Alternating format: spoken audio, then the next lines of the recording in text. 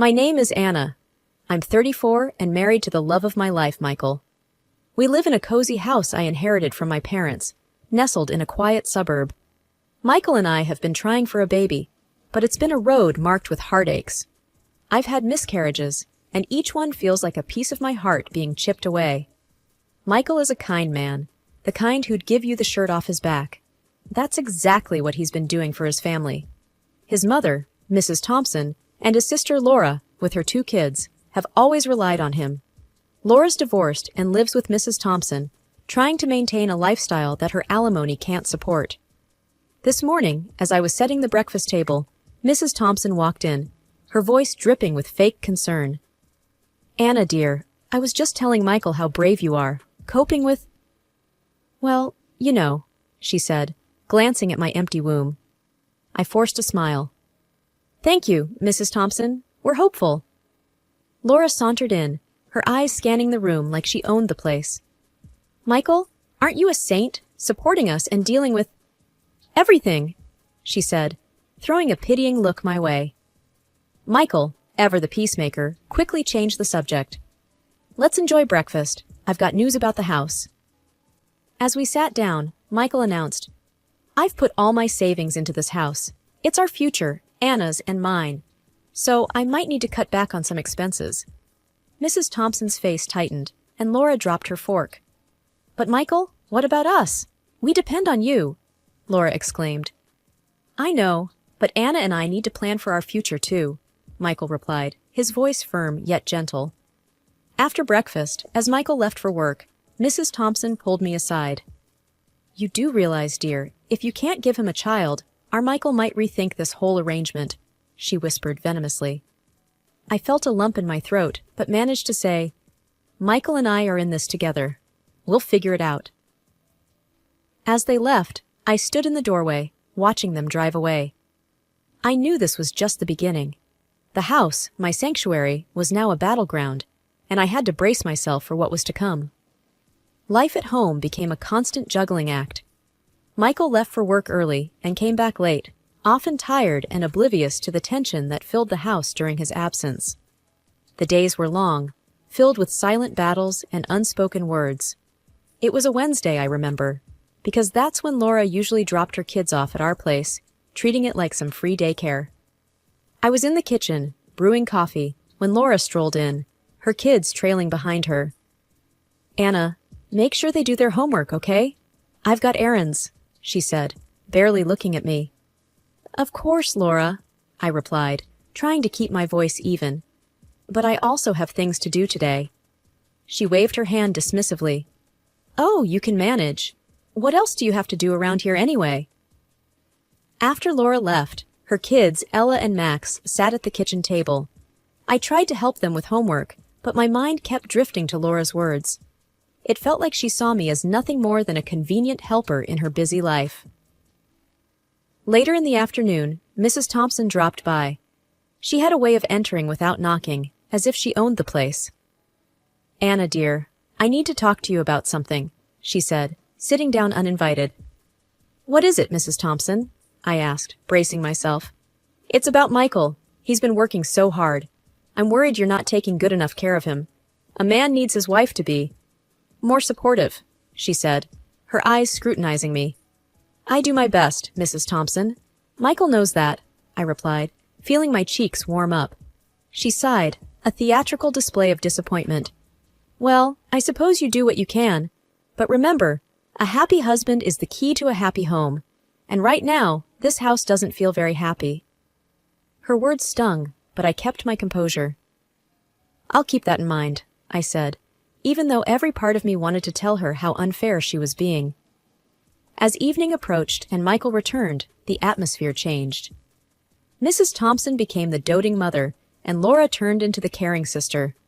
They laughed and chatted with Michael, making the house seem like the happiest place on earth. But I knew better. I knew the warmth was superficial, a facade maintained for Michael's sake. Behind closed doors, their true colors showed, colors of indifference and selfishness. And I, caught in the middle, had to find a way to navigate through these turbulent waters, holding on to the hope that someday things would get better. The situation at home started to eat away at me. Laura's constant demands and Mrs. Thompson's subtle digs became a daily ordeal. My conversations with Michael about his family were going nowhere. He just couldn't see what I was dealing with every day. One evening, after a particularly hard day, I decided to bring it up again with Michael. We were in the living room, the TV playing some show neither of us was watching. "Michael, we need to talk about your mother and Laura," I said, turning off the TV. He looked up, surprised. "What about them?" "It's just, they're here all the time, and it's really starting to get to me. Laura leaves her kids here without even asking, and your mother, she has a way of making me feel small." Michael sighed, running a hand through his hair. "Anna, they're family. They're going through a tough time. We need to be there for them." "But what about us, Michael? What about our life together?" I asked, feeling a mix of frustration and sadness. He was quiet for a moment, then said, "I know it's hard, but they need me. They need us. Can't you just try a little harder for me?" His words felt like a slap. "Try harder? Michael, I'm at my breaking point. I need you to see that." There was a long silence, the kind that's heavy and filled with things left unsaid.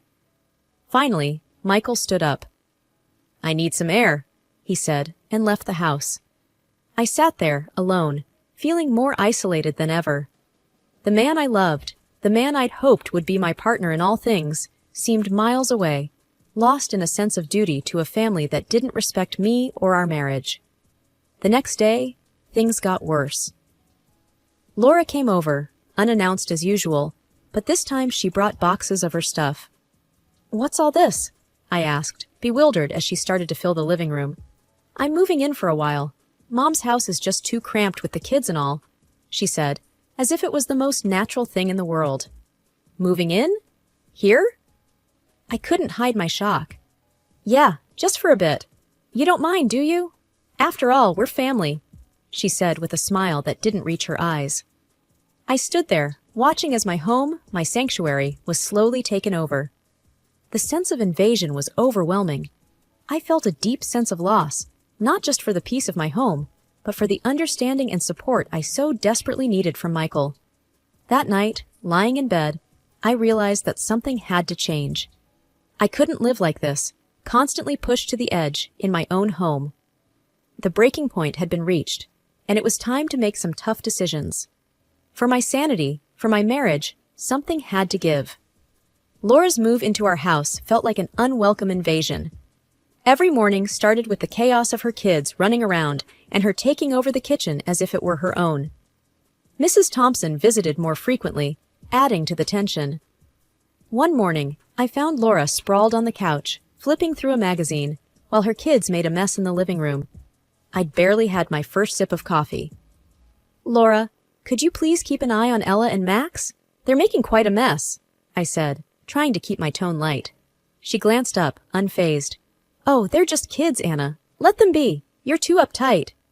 I clenched my jaw, feeling a surge of frustration. "It's not about being uptight, Laura. This is still my house, and I'd like to keep it somewhat orderly." Laura rolled her eyes and went back to her magazine. "Fine, I'll handle it. But you could be a little more accommodating, you know." Her words stung, and I left the room, feeling a mix of anger and helplessness. Later that day, Mrs. Thompson arrived. She walked in without knocking, as always, and started criticizing the moment she saw me. "Anna, dear, this place is a mess. What have you been doing all day?" she said, surveying the room with a look of disdain. "I've been trying to work from home, Mrs. Thompson. It's not easy with the kids around," I replied, my patience wearing thin. She tisked and shook her head. "A good wife would manage better. You should take lessons from Laura. She knows how to handle a household." I bit my lip, holding back the retort that was on the tip of my tongue. Arguing with her was pointless. That evening, when Michael came home, the house was buzzing with his mother's and sister's laughter. As usual, they transformed in his presence, becoming the picture-perfect family. I watched them from the kitchen, feeling like an outsider in my own home. When Michael came in to get a drink, I couldn't hold it in any longer. "Michael, this can't go on. Your sister and your mother are taking over our home. I feel like I'm living in a stranger's house," I said, my voice trembling with emotion. Michael looked surprised, then concerned. "Anna, I had no idea it was this bad. I'm sorry. I'll talk to them. His words offered a glimmer of hope, but deep down, I wondered if anything would really change. The invasion of my privacy and space had taken a toll, and I wasn't sure how much more I could take. The house that once felt like a haven now felt like a battleground, and I was losing ground every day. The day unraveled into a nightmare I could have never imagined. Laura and Mrs. Thompson burst into the house, their faces twisted with a ghoulish glee that sent chills down my spine. "Anna, pack your things. You need to leave now," Laura announced, barely able to contain her excitement. Stunned, I stammered, "What? Why should I leave my own house?" Mrs. Thompson, smiling in a way that curdled my blood, said, "Oh dear, didn't you hear? A policeman just called. Michael was hit by a car near his work. He's dead. And now, everything here is ours." My world stopped spinning. Dead? Michael can't be... I couldn't finish the sentence, the words dissolving into a sob. "That's right. And since you have no children, this house reverts to his family, us. So, you need to leave," Laura added, her eyes scanning the room like she was already calculating its worth. I felt numb, my heart aching in a way that defied words. "But this house? It's mine. I inherited it." Mrs. Thompson snorted. "That doesn't matter now. Michael's gone and we're his family. We'll be taking over." They began to walk around the house, appraising each item, discussing how much they could sell things for. Their callousness in the face of my supposed tragedy was surreal, almost like a twisted play being acted out in front of me. "But the police? They called you?" I asked, my voice barely a whisper, clinging to some thread of hope that this was all a mistake. "Yes, dear. They said they identified him by his broken cell phone," Mrs. Thompson said casually, examining a vase as if deciding its fate. I sank into a chair, my mind racing, trying to grasp the reality of Michael's death and the vultures circling around his memory. The home we had shared, filled with love and dreams, had turned into a cold, mercenary ground. As they continued their morbid inventory, something inside me broke. The grief, the shock, the sheer inhumanity of it all. I was supposed to be mourning my husband, not defending my home from these scavengers.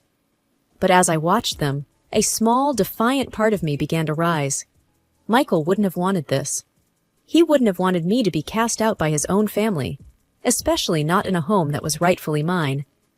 I knew then that I had to fight, for Michael, for myself, and for the life we had built together.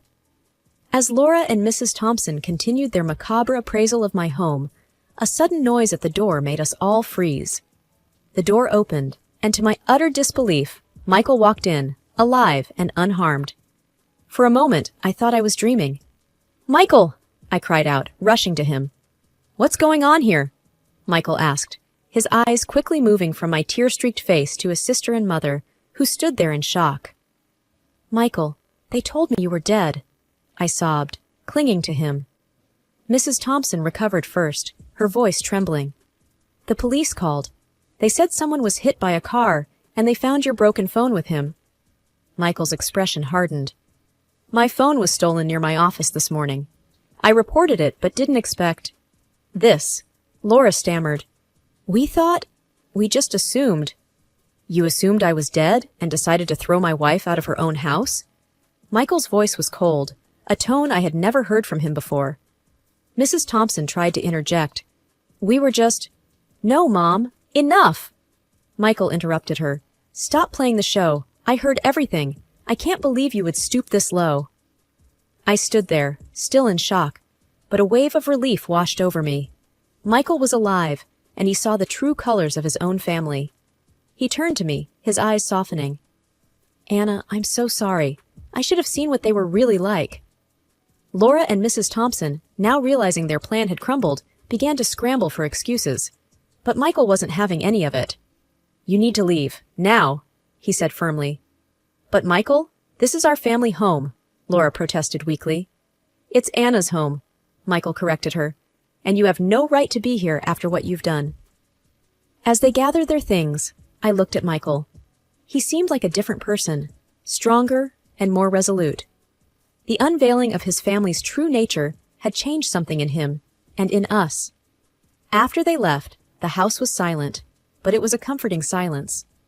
Michael and I sat down, a million words unspoken between us. We had a lot to talk about, a lot to heal from. But in that moment, I knew we would face it together. The unveiling had been painful, but it was the start of something new for us. A new beginning, built on truth and a renewed bond. The aftermath of the revelation left Michael and me sitting in a heavy silence. He was the first to break it, his voice low but filled with a newfound determination. "I can't believe my own mother and sister would do something like this," he said, shaking his head. I took his hand, finding strength in our shared disbelief. "I know, it's hard to understand, but at least now we know their true intentions." Michael nodded. "They only cared about the money, the house, not about us, not about you." I sighed, feeling a mix of sadness and relief. "I tried to tell you, but I never imagined it would come to this.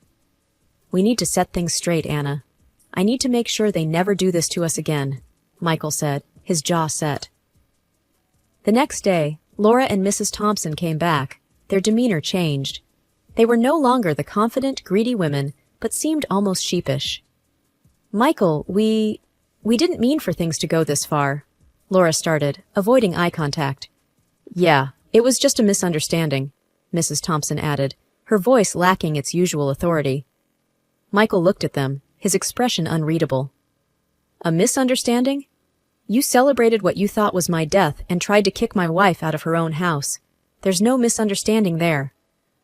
I stood by Michael, feeling a surge of pride in his resolve. Laura fidgeted, looking anywhere but at us. We thought we were losing everything. We panicked." "And that justifies your actions?" Michael's tone was incredulous. Mrs. Thompson tried to reach out to him. "Michael, you're our family. We just got scared." Michael stepped back. "Family doesn't do what you did. I can't just overlook this." The air was thick with tension, and for a moment nobody spoke. Then Michael continued, "I want you both to leave. We need space and time to heal from this." Laura and Mrs. Thompson exchanged glances, realizing the gravity of the situation. Without another word, they left, their heads bowed. Once they were gone, Michael turned to me. "I'm sorry, Anna, for everything. I should have listened to you." I hugged him, feeling a weight lift off my shoulders. "It's okay, Michael. We'll get through this together." That evening, as we sat in our living room, the house felt like ours again. The intentions of Laura and Mrs. Thompson had been exposed, and in facing that ugly truth, Michael and I had found a new sense of unity. We were ready to move forward, leaving the pain and deceit behind us.